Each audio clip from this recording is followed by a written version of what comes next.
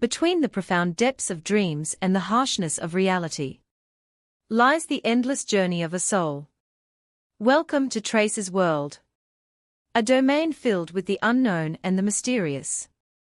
Follow our lens as we unveil the secrets of her reincarnation step by step, exploring the edges of life and death, love and loss. Preface: have you ever wondered why, when you fold a heart, it becomes a teardrop? When you want to shut down your computer, you go to the Start menu. The word abbreviation is so long. The word phonetic isn't spelled the way it sounds. Cigarettes are sold at gas stations when smoking is prohibited. When you transport something by car, it is called shipment. But when you transport something by ship, it is called cargo. You need a driver's license to buy liquor when you can't drink and drive.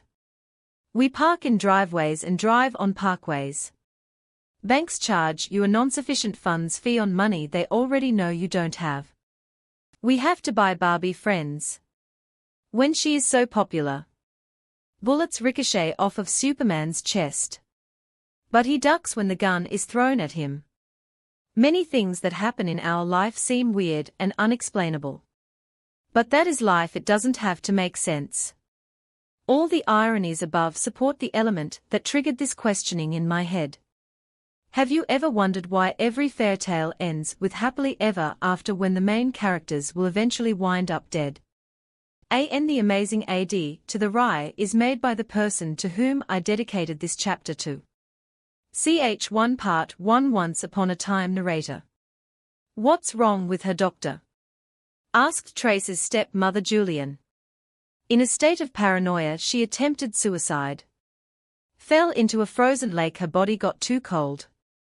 Her heart rate is fine and oxygen is reaching her brain, but she's still not waking up.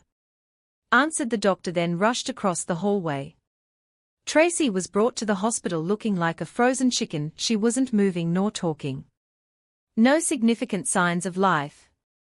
The doctors and hospital staff were mesmerized in their place, wondering what happened to her. Luckily, beside the lake in which she was found, they also found the diary, which answered their questions. It also aroused interest in this 18-year-old with a story to tell. Her name was Tracy Drake McColt, as mentioned in her diary, which helped identify where she lives and who she lives with. Tracy lied on the hospital bed unconscious. Her hair spread on her side made her look like an angel in her sleep. Julia's heart was throbbing in pain and anxiety. She always treated Tracy like her own daughter. And now both her daughters are clinging to a thin thread holding them to life, while death drags them from behind. Would they be following Drake? Losing 3 made her feel so careless, because they are too much to be just bad luck. Something was rough against her ears. She realized as she started waking up. Everything was cold and her muscles ached badly. She tried moving her arm, but something stone-like scratched it. She slowly opened her eyes. The difference wasn't significant, for it was too dark for the poor eyes of a human to see well. She put all the effort into moving her cold body, so she would be able to stand. She failed the first few times, but finally managed. There was a familiar smell, one she smelled before. Something so green, oh plants, she realizes. And then she tries walking, feeling so heavy. Her clothes were wet. That's why she felt so cold earlier. But there were ice pieces. Although the weather was hot. How did those ice pieces get on her? Why does her body ache so much? Why is she in this place? And then she remembered.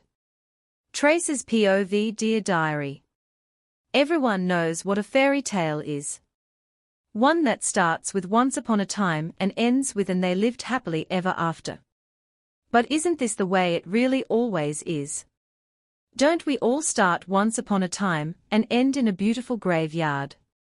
Well, a graveyard isn't exactly my idea of happy either, but that's how we all end. How princesses end as well. Life's nothing but a long road. It's never totally smooth nor totally rough. We meet those who plant a smile on our faces and those who draw some tears.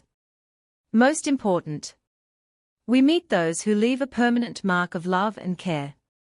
And those are the most important basic element of a fairy tale. Today is my birthday. I am finally 16.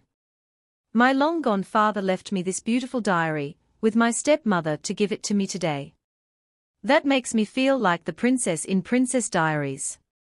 I am supposed to fill it with present troubles, which are also known as future jokes. It's true, it's always the present that irritates the most. Past is long forgotten. And future is a secret only time could reveal. Tracy. My name is Tracy McColt. Being a teenager, who just moved to town, I should be facing life-threatening and murderous moments. But I find myself cool about everything. Whenever anything happens, I remind myself that nothing can be worse than the day Dad left us. By left us I mean died in a bus crash. Thanks to a drunk driver. He died a couple of years ago. A week or so before my 14th birthday. He left me with my ugly stepmother and her daughter Selena. I am not Cinderella. I don't do the housework and get bullied by Selena. Selena is my pretty 6-year-old stepsister. My stepmother isn't cruel either. The fact that she's my mother's replacement causes all the conflict. My mother died while giving birth to me. It was me or her. They chose her and ended up with me. My whole existence is a perfectly planned mistake. Come on, Tracy, you'll be late for school, honey, screamed Julian, my stepmother, from the kitchen on the first floor. We don't live in a luxurious house castle, since we are practically broke until Julian finds a job. We live in those double-floored wooden houses with a dusty roof. Everything here is over a century old. Wake up, sunshine, I softly wake Selena up. Tracy, she says reluctantly, as she returns to the real world. That's me, Buttercup. I had a dream that Dad is back. That won't happen in a million years, Selena, I say harshly. But he told me that Daddy's little girl can ask for whatever she wants. She whispered in a heartbreaking sad tone that would normally make you at the brink of tears. I slowly reached to hug her and said, one day we'll go to him and live happily ever after. Death is sweet poison. I ran back to my room to get ready. I wore blue skinny jeans, a white sleeveless shirt with a thin red jacket on top that matched my red Converse. I took my green JanSport bag, which I have been using for the past 3 years since it was my birthday gift from Dad when I turned 13. Julian doesn't have driving license and won't trust a bus driver to drive us to school safely every day. So I have to walk Selena to her school, then walk to mine. On foot. That's your new school, Selena. Wait by the swings after school till I come and pick you up. I say to Selena, I'll miss you, Tracy. She says with a tone of excitement, yeah, you will. Goodbye. Walking to school has to have some adventure. Usually in London, I was so scared to do anything daring. But something about the climate here gives you the guts. Maybe that is why Mom got the guts to die in this place. I start running to school. I close my eyes as I cross the streets and run as the air slightly pushes against my face. I hear a car beeping and suddenly shriek to a stop. I open my eyes almost instantaneously and jerk out of its way at the last moment. I was panting as I entered my school. The first thing I noticed is that it's so huge. I start imagining it as a huge colorful castle with Rapunzel stuck at the top of a tower. A glassy huge ball where the beast is sitting with his dying rose, with the air full of the smell of loneliness. I imagine a cottage in the backyard where Snow White awaits the 7 dwarfs. All the bedtime stories I read to Selena slowly form a single fairy tale in front of my eyes. It might sound pathetic and crazy how I relate everything to fairy tales. But that's what happens when you don't believe in reality. Good morning. I am a new student and I was wondering if you could show me around, said a guy with curly fire orange hair. That'll happen after Prince Charming saves me from my own loss. I say, absent-mindedly staring at his hair. Did a dragon breathe fire over your head, and burn your brain along with? I am new Pumpkinhead, oh. He says as he flees as fast as he can. I am not one of those cool kids who walk around bullying unpopular kids. But I can't seem to be nice ever. It's like Dad died and took all the love with him. My nails are losing their shape from all the chlorine in this town's tap water. Complained a girl in pink, rolling her eyes in a very girly way that agitated me. Well, that's a pity you won't be attending the royal prom. I muttered sarcastically as I passed by. Excuse me. What did you say again? She asked, intending to scare me. I slowly turned back to face her, smirking, and said, "Too bad you're deaf not to hear from the first time." I said, challenging her. Just go die, new girl. Could someone here tell her who she is talking to? One of Cinderella's ugly step-sisters, probably. I said as I approached closer. You knew? Asked a guy. He was so close behind me that I nearly jumped. He was incredibly pale, slightly shorter than me. Black eyes, soft brown hair, and overall quite handsome. I am 10 minutes old in this school. I answered with a smirk. 10 minutes old and a fight with the most popular girl in school. That's a record, he said with a grin, then asked, "What do you have?" "First class. I have biology." "I'm sure you do, with some company then. I'll show you around after the lesson. And by that I've got a free tour without any trouble." I pity that Pumpkinhead. And the banner on the right was also made by the person I dedicated this chapter to. ch2 Princesses Prom. ch2 Princesses Prom. Dear Diary.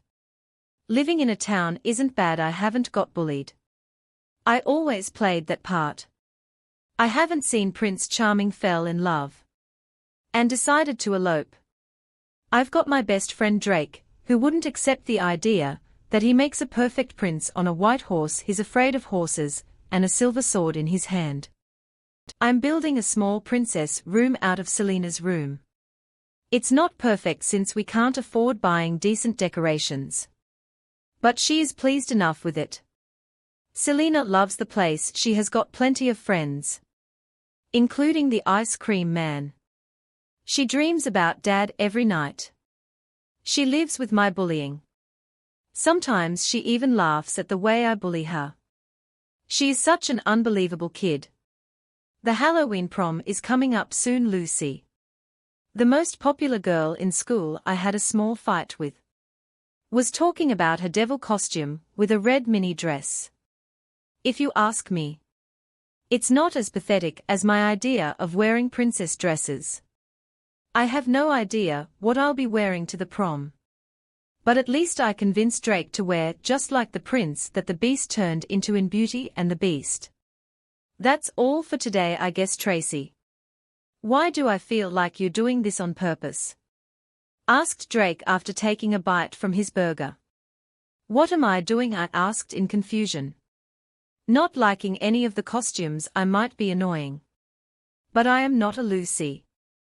Well, what was wrong with the white one? It's a prom, not a wedding ceremony. Besides, I can't afford half of them. Are you sure you're not expecting your fairy godmother to turn you into a princess right before the prom? He asked in a dramatic voice that forced me to chuckle. I was sure, but that's a great thought. Saved all the time. Oh God. Do you want to watch a movie? Don't change the subject. I'll let you pick the movie. I cut him mid-sentence. Then hell, I'm watching, and hell, you're buying me popcorn and Coke. You just ate, Tracy, he said, dropping his jaws open in disbelief. My body was the type that hardly showed any gain in weight after eating tons of food, which was a great advantage to my forever open appetite. No one says no to free food. I grin as he slaps his forehead. And that was the first night I didn't have the memory of Dad hunting me. Why? And as planned 10 minutes before the prom, I sat on my bed expecting that fairy. I didn't believe that will happen, but I found relief in pretending it will. Okay. I'll play the fairy godmother role. Drake told me everything. You're going to wear this dress of mine, informed Julian as she came closer to my bed. I'm expecting a fairy godmother, not an evil witch planning to make a joke out of me. Julian, I said coldly. The dress is hanged on your doorknob. Little princess. I hope your fairy godmother shows soon then. Leave me alone, Julian. Go wash the dishes or check up on your own daughter. It was about time for the prom to start. Drake will be seriously disappointed if I don't show up. I hated the thought of disappointing him. But I had no other decent choice, and then I noticed a letter tied to the collar of the dress. I cut it off carefully and started reading it out loud. I was so happy I was getting engaged to the only guy I've ever loved. I felt like I'm a princess. This dress shall be kept and passed on to my daughter, who is peacefully sleeping in my womb right now. However old-fashioned it gets, keep it safe, Tracy. I always wanted to be a princess, and in this dress I felt like one. Forever love, your mother, Charlotte. I felt my throat tighten painfully as tears slowly filled my eyes. Her handwriting, unlike mine, was princess-like. I folded the note and placed it under my pillow.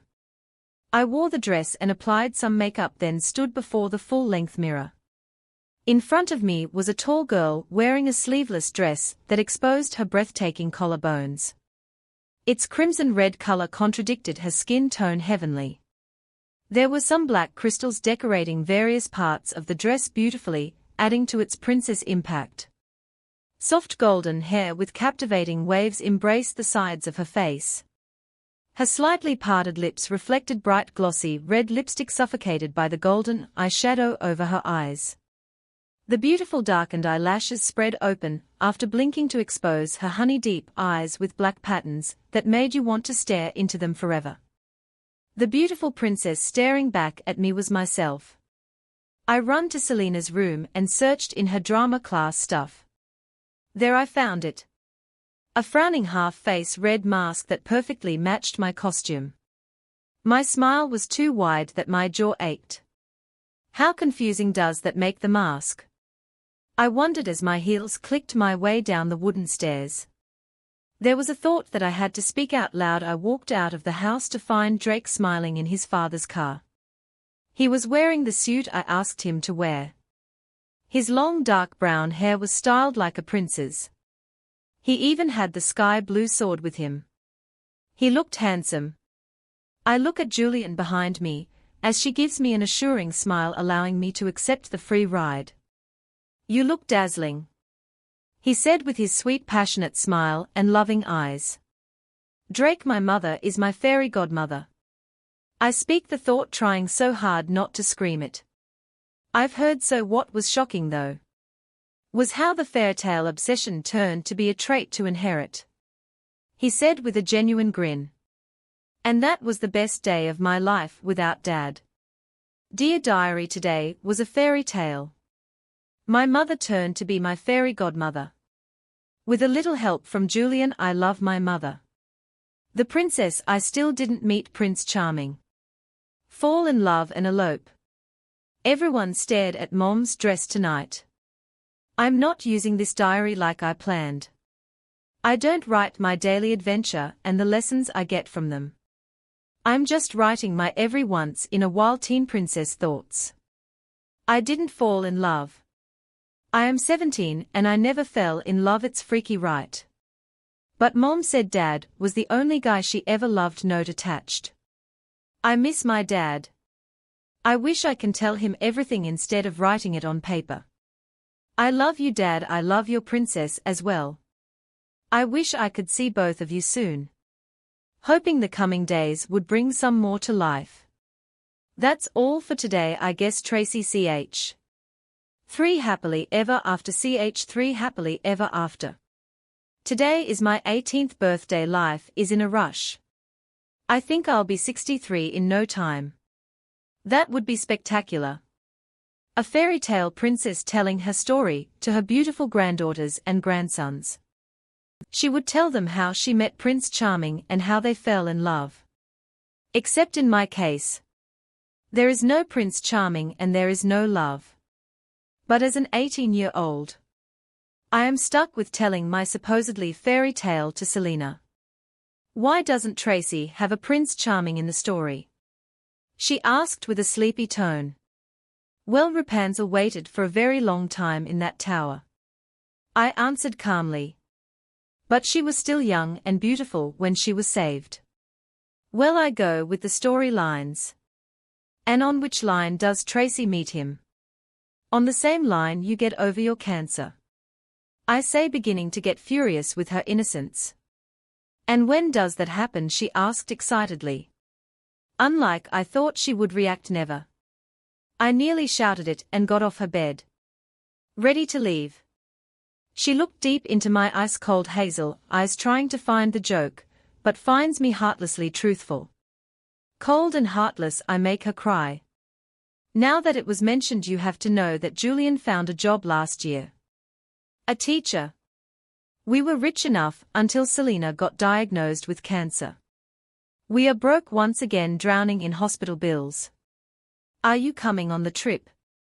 Asked Drake as we ate during lunchtime. We had a table at the corner all for the both of us. According to Drake, it makes a better shooting and hiding place during food fights. But to me it's just away from people. Drake agrees with me. He believes I'll eat whoever tries to mess up with me alive. But I don't know why I have the tiniest feeling that I am the one hiding. What trip? I asked, playing with the French fries that lied beside my untouched food. The one the school arranged camping. I tried to slow my breathing. Block away the rush of thoughts. If you haven't already noticed, he has the same name as my father's. Was everything about him like my dad? The bus trip one, I asked, trying to sound casual. Yeah. He answered before sipping the last bit of Pepsi left in his cup, then added. Not planning to eat. Was everything about him going to be like Dad? No. I said with a frustrated tone, not going to eat. Or not going on the trip neither. I shouted it rather too loud, attracting unnecessary glares towards our table. But why my reasons were pathetic. But isn't everything about life pathetic? Everything about life was ironic. And I'm going to leave it be a joke without indulging myself. I finally chilled and my breathing steadied. I looked up to Drake, who was still staring at me, and said deliberately. You'll be on the bus, Tracy. You thought you're more special than any of the other kids? I asked, eyeing him with an indifferent look planted in my eye. I am your best friend, too bad for me. I muttered loud enough for him to hear, to my luck. The bell rang at that exact moment. I stood up, threw all the food on my tray in the trash bin, then turned around, giving him a final smirk before leaving. Too bad the food looked luscious there. A perfect scene and a perfected act. Next morning I put a note in Drake's locker. My father died in a bus trip because of a drunk driver. On the trip day I decide to do something daring. It's winter and everything is frozen. The road is too icy for trucks to drive, but our school, for some reason, decided not to cancel the trip. Drake's dying. I walked to a lake near our house. Like everything else, it was frozen. I spread my red carpet and took my diary out to put a handmade bookmark of colorful thread at the last page, where I wrote down my last entry, weighing each word carefully before letting each drop of ink permanently stain the page. Dear Diary. Today is the day Drake goes on his life-threatening trip. He might die. I have a perfect plan to make myself join that highly possible might. Yes, I am very light-hearted to do anything daring. But to me it isn't as scary as losing someone. Selena is getting worse and worse. She's cancer with Selena rather than Selena with cancer. It spread to both her kidneys and lungs suddenly and uncontrollably. Selena is dying. I've been treating Drake bad lately. He reminds me a lot of my own father. He has the same name. Same hairstyle, same personality. And the exact same smirk. It is very contradicting. However much I actually like it. It makes me hate him for it. I guess it is because it reminds me that we all get the same ending. What if Drake, my best friend, ends up with the same fate as my very own father? I've decided to flip through the chapters. Fast forward the movie. I decided to jump to the end. To the happily ever after. Like a curious kid wanting to know how the story ends, imagining their own adventurous ending. I am trying to create mine. I also have a more unique ending. Maybe not a beautiful graveyard. In case I wasn't found, but I'll be an ice princess. Literally an ice princess. I will be cold and heartless inside out. I hope I do have the guts to do what I want to do. It's true, death is sweet poison. That's all for forever, I am sure, Tracy. That's it forever, I am sure. I removed my shoes and slowly approached the thin surface of the lake. As my weight fully centered on the ice, I heard a soft cracking sound. I didn't back away. I kept walking around in circles, smiling to myself. I never believed in reality. I would never believe in reality. The thought that this is supposed to be reality sickened me. I remembered every time I pinched myself to make sure I wasn't dreaming. After all, I can't see the difference. I began to feel moist water beneath my feet. It was getting too slippery for me to maintain my stability. I let a laugh escape. I wasn't mental. I was just too sane. I wanted to wake up from this dream, so-called reality. The icy surface suddenly broke open, as the lake swallowed me and quickly began to reform its layer of ice. I was enjoying the coolness of the water. I swam, freely enjoying every bit of this dream. I swam till I couldn't hold my breath any longer. I felt my lungs being slowly ripped apart. My vision slowly starting to blur. Everything was too cold yet too hot. I couldn't feel my limbs.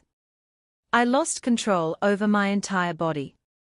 I began to sense my soul being slowly pulled out of me, leaving every part of my body lifeless. I took a final glance at the darkness before I closed my eyes forever, believing that I'm finally drifting to reality. And that was the day I will finally meet my father and mother. But I didn't. Ch4 Part 2 First Reincarnation. Chapter 4 First Reincarnation. Narrator. Hours passed but no sunlight broke through the darkness. She cried throughout the remembrance until she felt strong again. She had to know how she ended up here. And where she is this reality? Is this another dream, or is this the afterlife? She did not know what to expect, and that fact was disturbing her. Is Drake dead? Is Selena dead? She didn't know. How stupid of her, she left without knowing. Her inquisitive nature was kicking her conscience for what she has done. But that wasn't what mattered now. She had to get up and figure out what's she doing in a dark forest. Trace's POV. My few minutes or hours, depending on how slow the time drags on, I've spent here made me learn a few things. This was no ordinary forest. You could sense its presence, but you can't touch it or see it. You know that it is night time from the darkness. But the never-ending absence of light makes you doubt that the light was natural, or by any means significant to something like time. The fire that kept raging on inside my head with thoughts also forced me to walk around aimlessly. But the walk seemed productive when I stumbled into the leather diary my father gave me. It was when I found that diary that my questions were answered. That I sensed that my old life is hunting me. That the sick concept of reality was coming again to aim at me. Bowstring pulled with a wicked arrow. My diary was tiny enough to fit in my pocket now, but it seemed to get heavier with every passing moment, forcing me to be aware of its presence. To recall its contents. Dear Tracy, ironic, isn't it? Finally getting a reply. I mean, reincarnation is a religious belief that When you die, you come back to life. You can turn into an animal form. You can change into a different person you have always wanted to be. You can turn into a totally different person from your mind's creation. And you can stay who you are, but create from the depth of your imagination a life that suits your needs. You are going through your reincarnation, which, if you ask me, is everything you've ever wanted a real life. You've got the chance to fix everything that drove you away from your life. You can return missing things into your life. Alter whatever you disliked. And wish away whatever you hated. All you have to do is simply close your eyes and imagine. By the time they are open once again, you'll have exactly what your mind demanded. That's all for today, I guess. Diary. This has to be some joke, was my first thought. I started pinching myself like I used to do in my old life. But it hurt like it always did. I knew what reincarnation was. Someone told me about it when I was young. But I can't quite remember who. The idea of rebirth caught my attention back then, for the same reason anything catches my attention. It's irony. It's like even after dying in a messed up life, God gives you another chance to screw up another. In real life, running away from life's sadonicism was categorized as suicide. Here, running away was ironically something I didn't believe in. I closed my eyes to imagine. "Wake up, angel," whispered a melodious voice into my right ear. The figure shifted in the darkness and opened the curtains. Morning sunlight broke into the room, blinding me, making me miss the face of the that woke me up. You know how sometimes you wake up feeling lost and confused. You forget where you are when it is.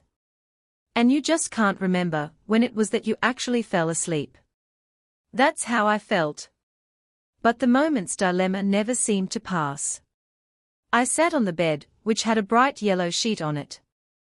The room was all made of dark brown wood with pink, orange, and green decorations, which were fluffy chairs, flowers, and artistic stickers here and there, making the place look like I was owned by a professional interior designer. I loved the room, it felt so perfect. The liveliness in it reminded me of Belle's room in Beauty and the Beast. Especially that Belle's most recallable dress was this shade of yellow. I got up and walked to one of the doors that led to my bathroom. I was greeted by a full-length mirror holding the reflection of a young teenage girl that was supposed to be me. My hair was tied in a messy ponytail that my golden curls seemed to sneak out from everywhere. I was dressed in a short white nightgown, which I usually don't feel comfortable wearing since it exposes too much of my body. It was just that I've put a little weight lately, and that fact drove me insane. But the girl before me had a slim figure, an amazing childish beauty that shook hands with her wide hazel eyes. "You look stunning," said the voice that woke me up. I turned around face to face with a woman I never saw before. According to the calendar, it was a Saturday, a weekend. But most confusing was the year. If I got the math right, I am only 13. The woman in front of me had my golden hair, but heavenly sapphire blue eyes. She was wearing black tights and an oversized purple jumper. She looked like she was in her early 30s. But something about her gave me the feeling that she was one of those beautiful women whose beauty is hidden behind life's troubles. It hit me out of the blue that it escaped my mouth before I noticed it did. Mom, ch5 Daddy's Little Princess. Chapter 5 Daddy's Little Princess. It was pathetic.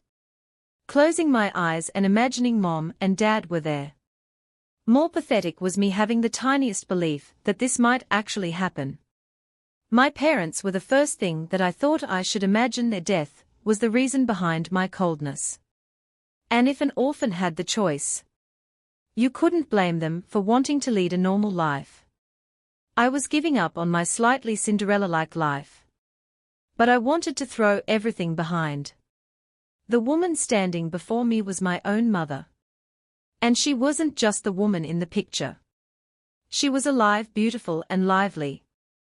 I watched her walk around the kitchen preparing what seemed like creamy pasta with chicken for lunch while I sat eating a green apple.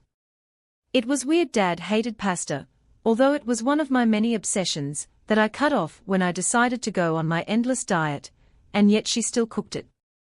Why so healthy? My mother asked with a teasing tone. What do you mean?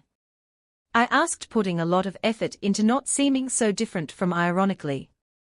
Me? Brown is in the fridge and you're eating an apple. She reminded me. Not like I remember anything that didn't happen. I took another bite from the apple, allowing the familiar sour taste to sting my tongue, then added casually. I had a nightmare I was getting chubbier. You know that won't happen unless you eat brownies for the next 5 years. She said, and then broke into a laugh that sounded so much like mine. That is exactly what happened. Well, let's stand on the safe side, I said, sounding a little colder than I intended to sound. The smell of cream in the air, and the magnificent look the pasta had on the glamorous red plate was too much for my will to resist. Besides, curiosity was enough to push me off my diet plan. I had to know how my mother's food tasted. Where's Dad? I asked after swallowing a spoonful of luscious pasta. It hit her hard, I could see it in her eyes. Panic and anxiety flushed adrenaline into my blood, my heart started drumming loudly in my chest. Was he dead? I am sure, as I live. Wait, I am sure. That I imagined him being here. Another irony. Why am I blaming something I never believed in the first place? He is still at the hospital, she said with a half-hearted smile on her face. Wait. Dad's sick. What's he doing till now? I asked, risking the fact that this question could blow my cover as much as the one before it could have. Work? She said almost at the same time. She got up and turned to put her plate in the sink. Her back to me. My dad was an officer in my first life. But the way things were different weren't going to push me off track. At least I didn't turn into an animal or into an old lady. I was still me. I had both my parents alive. What more could I want? But I should have known better. Cold morning air blew my hair and knee-length red summer dress as I stood in front of my house. It looked like the Seven Elves cottage from the outside. Add that up with the apple one ate that morning. The perfect Snow White. It was summer. But it was a little colder than it is supposed to be. Or it's just because in this life we didn't move to the countryside, which was amazing news to me. I was heading to school. I didn't mind repeating all 5 years. What was really on my mind is Drake, my best friend. I couldn't wait to see him. But I should have known better. He wasn't in my class, he wasn't in older classes. And he wasn't anywhere. Is he at the countryside? Was he born in this world? Emptiness kicked my stomach. I shouldn't care. I only liked that Drake was so much like my dad. And in this life I have Dad. I started thinking to myself, Ms. McColt, our biology teacher, had this habit of calling student by their family name. Which is pretty annoying. I haven't been concentrating all day. The idea of living in a world where Drake doesn't know me. If he was there at all scared me. Yes, sir. I answered as I looked at the whiteboard. Transpiration. Something I have been doing in my senior year before my reincarnation. Best of all, it was grade 8. Who wouldn't know these things? Will you please repeat what I said about the relation between temperature and rate of transpiration? Heat energy from the sun provides the water molecules with kinetic energy. The extra energy causes the molecule to escape from the stomata as vapor. That would be transpiration. I answered, fingers crossed. Afraid to be giving too much information. The teacher's reply was blinking his eyes twice before the bell rang. My savior and I headed home. She was lying on the floor. There was glass shattered everywhere around her. The dim light fell on the glass, causing several reflections on the white walls of the living room. There was a stinging smell to the room. I walked closer to the motionless body to find that she was still breathing. I carried her up the couch and cleaned her face with tissue paper. The rest of the mess revealed the fact that my mother was an alcoholic. A badly addicted one. Charlotte's POV. I'll pick you up after school, Angel. I called after Tracy as she left the house in a hurry. It's brilliant how teenagers can get really moody. One day they want something and the other another. Just a week ago Tracy was begging me to drive her to and from school. It was a little tiresome at first, waking up early and getting ready. But I got used pretty quickly. But yesterday she said the way isn't that long and she wants to walk to school to burn some fats when she barely has any. I eyed her doubtfully when she told me this as I got up from bed this morning, but didn't give much thought to it. I'd still be picking her up in the afternoon. I turn on the radio to hear some good music that makes you want to twirl in a princess dress. As I showered, cleaned the house, grilled some steak with mushrooms and prepared salad for lunch. I was about to drink some cold water from the fridge when I saw an unconsumed bottle of alcohol. The memory of the previous night diffused like smoke around me, suffocating my cheeks flame red in embarrassment. I've been drinking for a long while, but never did I let it interfere with my relation with Tracy. I always tried acting lively, hiding from her my emptiness and indifference to the entire world. She was all I had left to love. But all the thinking drags me back to the starting point. The reason I began drinking, which was enough to blind off anything and let me grab the last bottle and head to my room. Tracy's POV. It wasn't much of a surprise to me when I stepped out of school and didn't find Mom there yet. Nor when an hour passed and she still didn't show up. After what happened yesterday, I hardly expected anything good to be coming up. My daily search for Drake, my best friend, came with absolute failure. My endless waiting for my father also came up with nothing. And the more I spend with my mother, the more ironically and painfully I regret it. Walking back home wasn't that exhausting. But at the end of a day with nothing supporting my body, but a sour apple 1/8 this morning, I was prone to collapsing at any moment if my legs dare shake. Like Snow White in the forest. Like Belle searching for her father. All princesses go through that, I thought clumsily. What was a surprise though was the smoke sneaking out of the kitchen window, smudging the clarity of the cool air. The suffocation it caused as I stepped into the house. And the small fire and black ash on the electric griller that sent me into a cough attack. I ran around looking carefully at where I am stepping, searching for Mom's passed out body. But this time, she was trying to be less obvious. She didn't drink at the kitchen counter, but in her room instead, to appear like she was peacefully sleeping. Would have worked if not for the fire and the distinctive strong smell of alcohol staining the bedroom carpet. I thought in agitation, "Mom, get up," I said while shaking her urgently. "Dad." I almost screamed as I heard the click his keys made as it turned the lock. Embraced in his arms, I felt his warmth pour into me, melting the mountains of ice that have rebuilt within me lately. "Tracy, it's just been a week," he said, both confused and happy. "To you?" was what I thought, still was what I said. "Is your mom passed out as usual?" he asked with a hard tone. "And the mountains built up again?" I take a step back and look him in the eye. Mom was an alcoholic and Dad knew. He did nothing about it, yes, I said coldly, drawing my tears, not allowing them to show. A heavy sigh was followed by footsteps climbing up the stairs. As I stood fixed in place when I was 3, Dad walked me to the beach. It was summer, and we bought matching flavors of ice cream. When I was done, I turned around to throw the empty cup.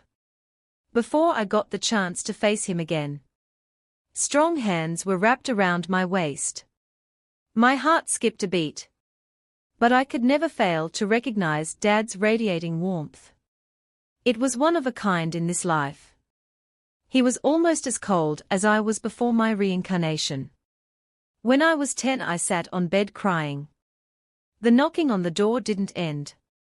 It was a week before Julian gave birth to Selena. Dad's knocking was non-stop. I kept yelling at him to leave me alone, with a voice thick with tears. My friends keep teasing me. It was the age where all the girls started having their first crushes. They'd giggle and talk about guys the whole time.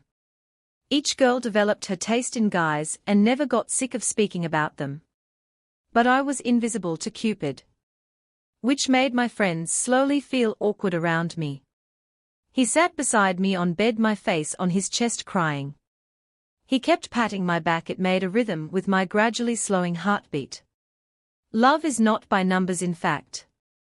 Those who love the least are those who love the most. Love isn't a picture to look at or a prize to receive. Love is the need to give the beloved everything you can provide to prove the love. That is scarce. So if your friends tease you for not falling in fake love, smirk at the irony in their words. But here he was, absolutely clueless about the woman needing the tiniest bit of love he can provide. When I was 13, a few months before Dad left me, I went ice skating with him. My golden curls were uncontrollable, jiggling with my every move after the amazing night. I sat in McDonald's eating a burger when I noticed Dad watching me carefully. "What is it, Daddy?" I asked. "You have my eyes." "It's such a pity. It's the only difference between you and your mother. Today, I was watching you skate. Your golden curls brought your mother to life from the similarity. She was such a great woman, your mother. I was the first and last man she ever loved. She was an amazing cook, an amazing wife. Nothing can describe how much I miss her. If only she can come back to life. Or I could go to her." The last part was uttered in sadness and love. And here he was wasting his chances. I haven't noticed that my legs failed me until I focused back on this. Life? I was on the floor, my face was sticky from all the tears. I asked for my parents when I closed my eyes that night in the forest. But I didn't get them, at least not the ones I know. There is death in every life. Worst of all is the death of the inside. That's how it felt, dead. I was nothing but a lurking shadow in this life. No sign of life. I learnt that my father, as a doctor, was always away from home. The day he came back after a week and belittled the timing made me see how little I knew of his usual dragging weeks and months of absence. Also, his presence summoned nothing but sounds of his arguments with Mom that rung in my ear all night long, or the clamorous silence of their negligence of each other's presence. It was his non-attendance that made my mother always feel empty. The place that my father always filled with love and passion was gone. Like me, she ran away. But suicide wasn't an option. She had me to look after whenever she's conscious. Her alternative was alcohol.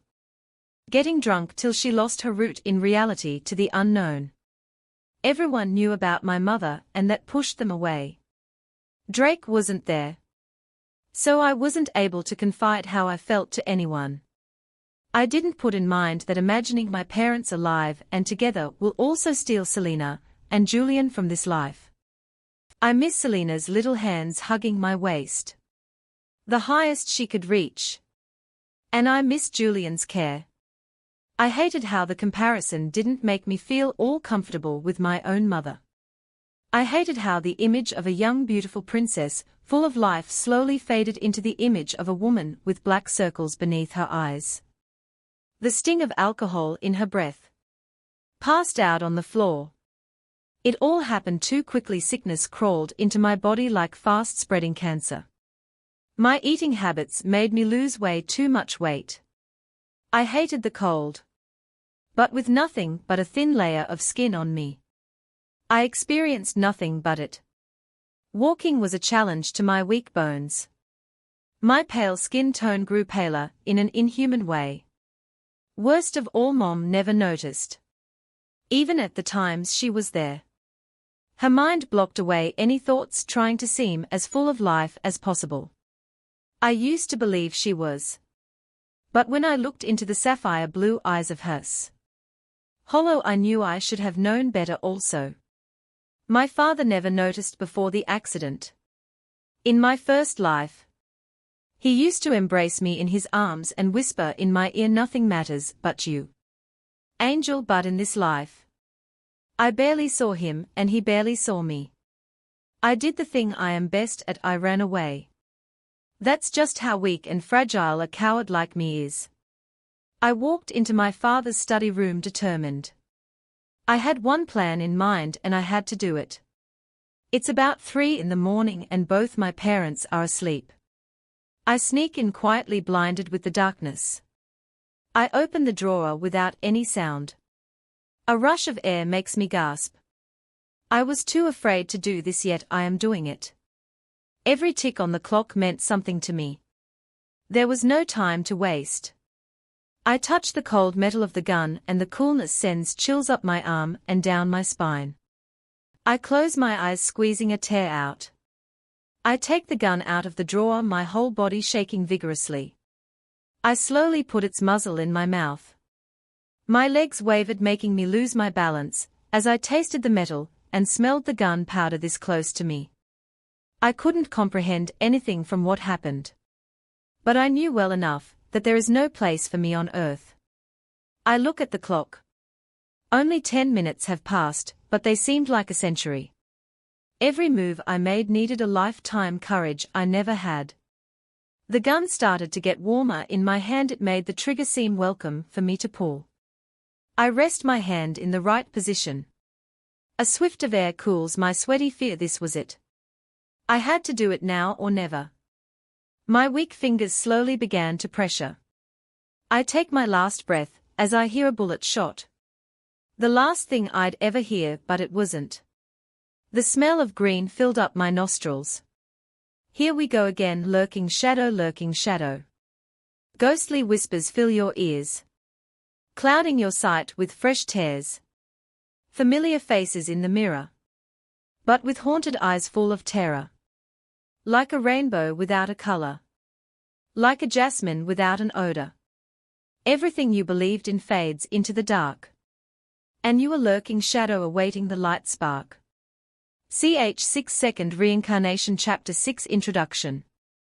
The darkness in this place was never ending. I've painted a rough image of the surrounding as I paced back and forth. The place had some magical atmosphere to it. The closer you felt you are to an object, the more the vacancy of the surrounding welcomed you. The air was thick, but not in the irritating earth way. I was pacing back and forth thinking about what to imagine next. I couldn't stand the idea of being fooled once again into a life as dark as my original. But my muscles were starting to ache and my eyelids seemed to keep getting heavier and heavier with time. And so I fell asleep. It was still as dark as I left it. But it was freezing cold. The white clouds I exhaled were the only thing in sight. I stand up and turn around in circles, questioning where I am. Why doesn't Tracy have a Prince Charming in the story? Asked Selena's familiar voice. Oh God. I have missed that girl terribly, Selena. I shouted at the top of my voice. But she was still young and beautiful when she was saved. Where are you and on which line does Tracy meet him? Please Selena, answer, tell me where you are, I begged. Voice thick with tears. And when does that happen? She asked excitedly. Answer me. I shouted in frustration. A scream replied. But it wasn't Selena's high-pitched scream. It was a scream belonging to someone older. Suddenly, I was back in a hospital with nurses hurrying towards the screaming Julian, who was kicking with her leg in the air like a kid. Drake was among the nurses. His face lacking expression. His eyes once full of life empty. Her cries were heart-tearing as she was finally dragged out of the room. Apart from the low sounds of doctors moving things around, one sound was prominent. A steady beep signifying that a heart failed to continue beating. The doctor spared me a space enough to see her face. paler than I remember. Her eyes closed as if sleeping. And a light twitch of the lip. Like a last attempt to smile sisterless. Voices whispered wickedly in my ear on and on. My memory mercilessly rushed to play the day in front of my eyes when I made Selena cry from my coldness. The exact words in the dream were uttered once again in my ear, murdering my heart with agony. I was just telling her my fairytale, and it bugged her how there was nothing love-related to tell. It was not her fault. What's a fairytale without love yet?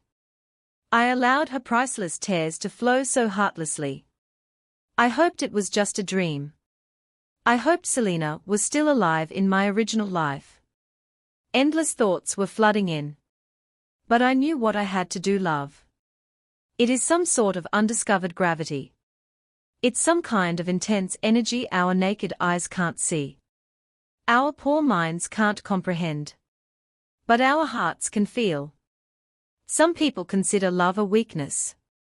But according to my best friend Drake, love is power. It's the power of allowing yourself to be vulnerable to yourself, your emotions. And your emotions are power.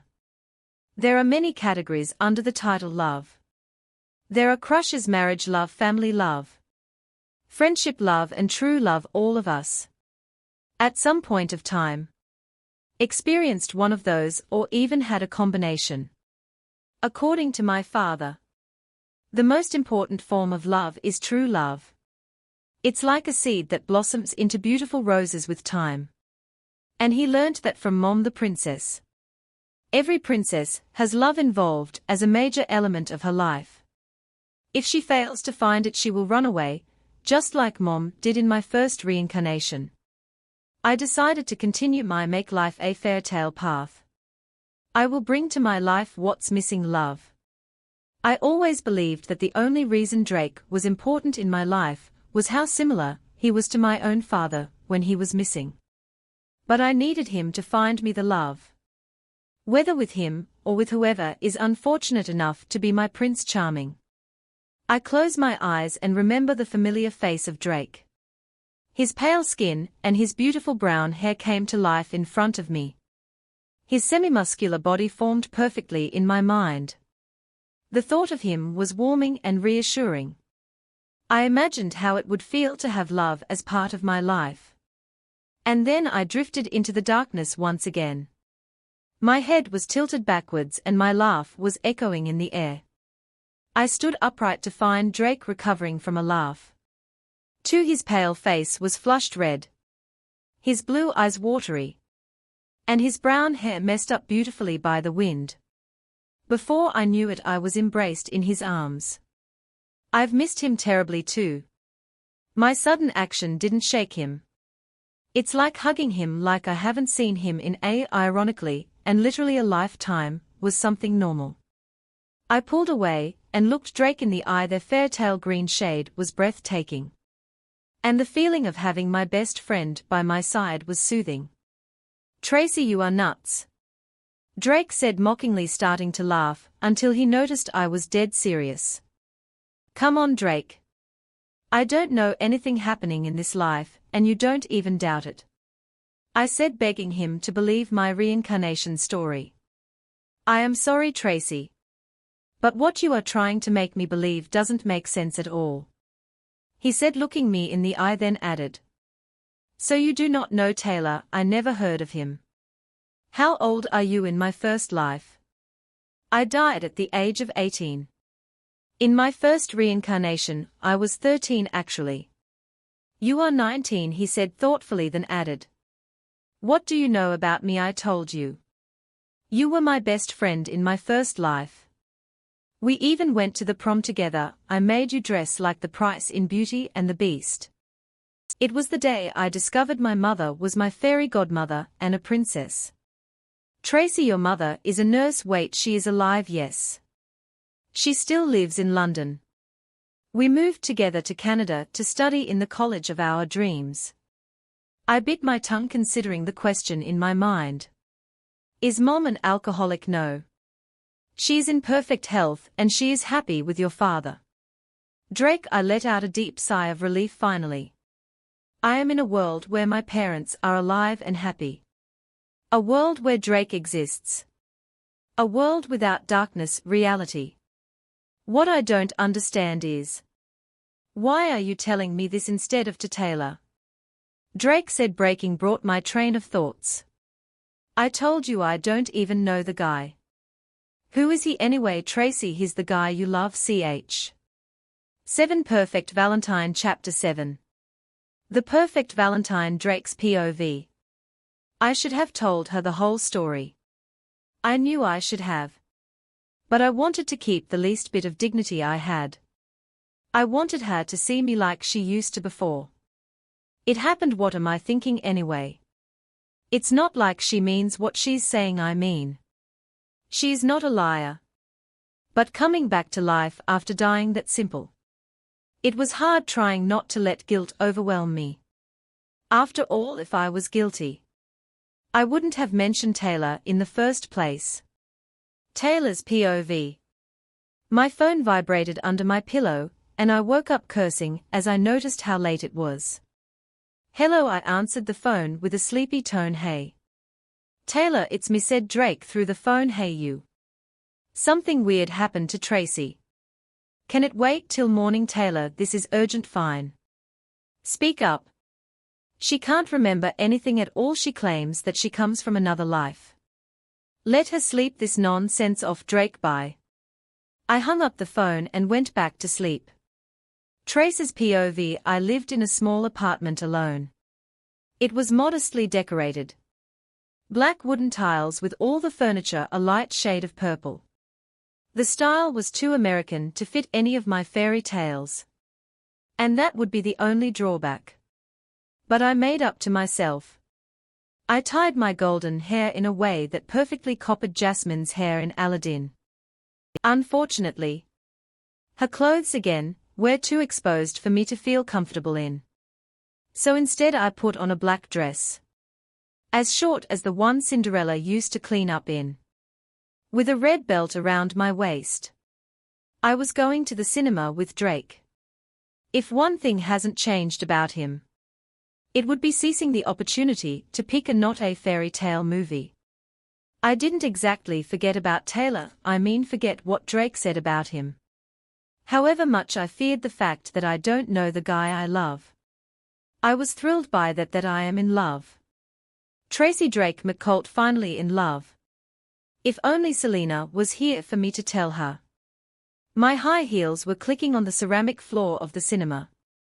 It seemed to attract everyone's attention, including Drake. Drake was wearing his usual smile that reminded you that there was still something good about life. He was dressed in olive shorts and a full-sleeve black shirt.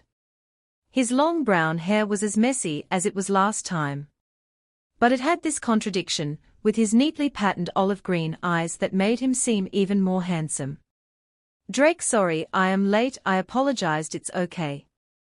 We're early, he said nervously. I don't think I am that invisible. Give some account to my muscle size, said a guy beside Drake, laughing at his own joke. The guy was tall compared to Drake. He was more muscular and had more color to him. His hair was cut short. It had a sandy shade of yellow. And his eyes were in a dilemma of whether to settle as blue or brown. He was wearing dark blue jeans and a gray chemise that shaped over his muscles perfectly. Taylor, hey, I said casually. So what are we going to watch? Asked Drake, saving me. Whatever you guys pick, I said while rummaging my wallet for change, then added, I'll get myself a Coke. I turned my back to my best friend and the guy who I am supposedly in love with and walked to the refreshments area. Dear Diary, I don't know if whatever I write today will remain in you. Nothing seems to be anything close to predictable. Today I met Taylor for the first time, to be honest. He isn't ugly or dumb.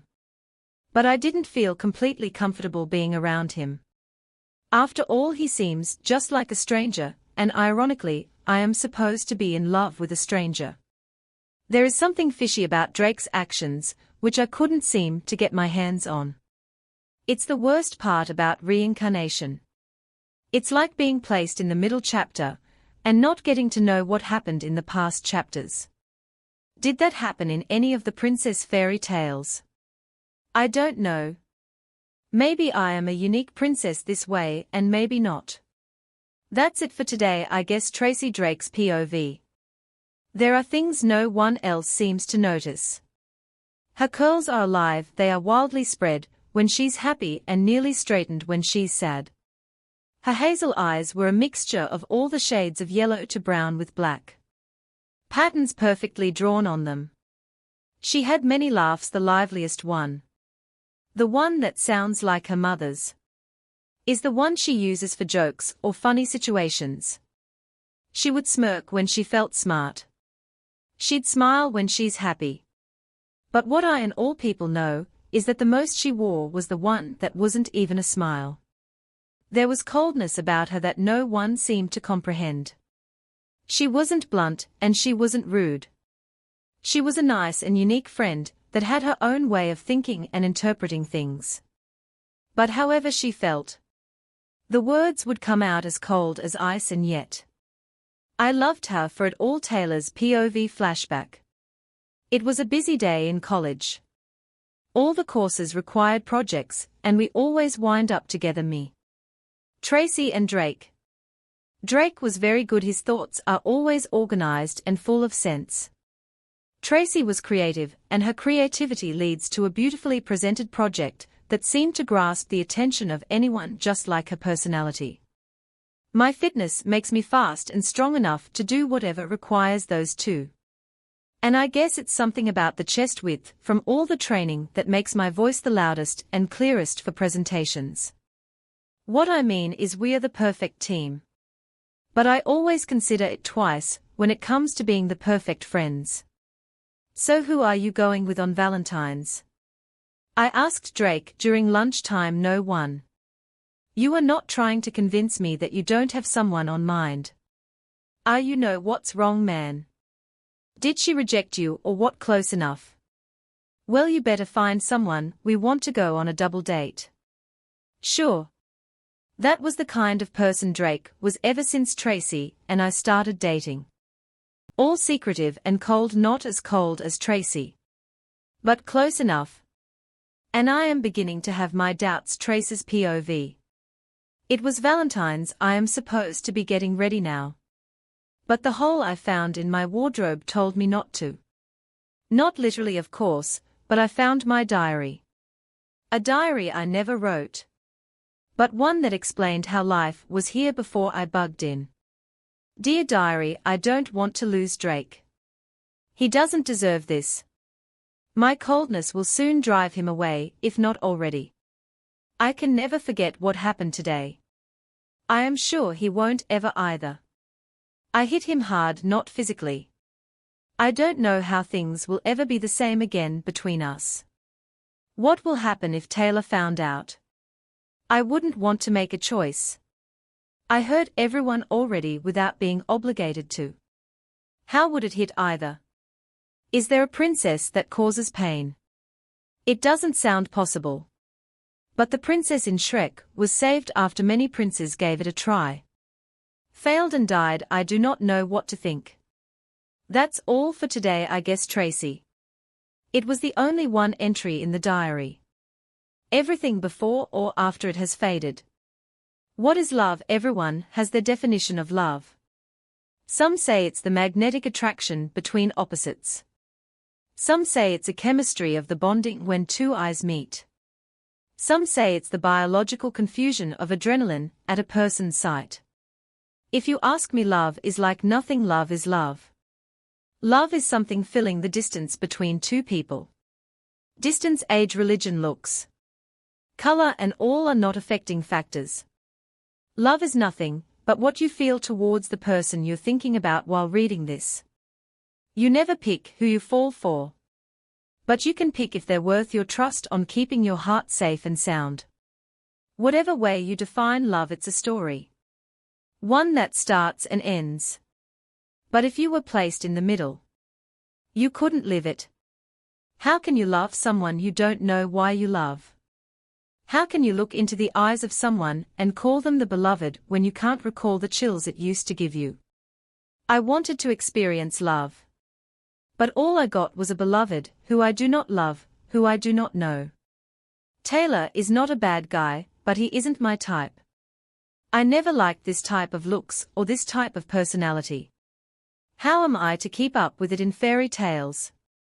The prince and the princess stand against the world for their love. But what is there to do without love being there in the first place? Taylor's POV Tracy didn't show up. It was beyond irritating. I was going to be the joke of the place after all the arrangements I have spoken about failed. It might sound selfish and heartless to have this be the only thing that matters. But I do not love love is weakness. I enjoy it with whoever is hard to get. Whoever falls under the charm of my popularity. It was when I walked into the public park that I have noticed how much of a fool I am. Could they have possibly forgotten that it's Valentine? Drake and Tracy were sitting on a bench laughing at couples passing by. Kids around at everything. Maybe they were just sitting, but it still is Valentine. And this was absolutely image spoiling. Drake didn't see it coming. I grabbed a fistful of his shirt and pulled him off the ground so his face wouldn't level with mine. I turned around and slammed him at the nearest tree. And then punched him with my free hand on the cheek until I saw blood trickling from his nose. What the hell are you doing? He spat back, recovering from the shock, shaking away from my grip.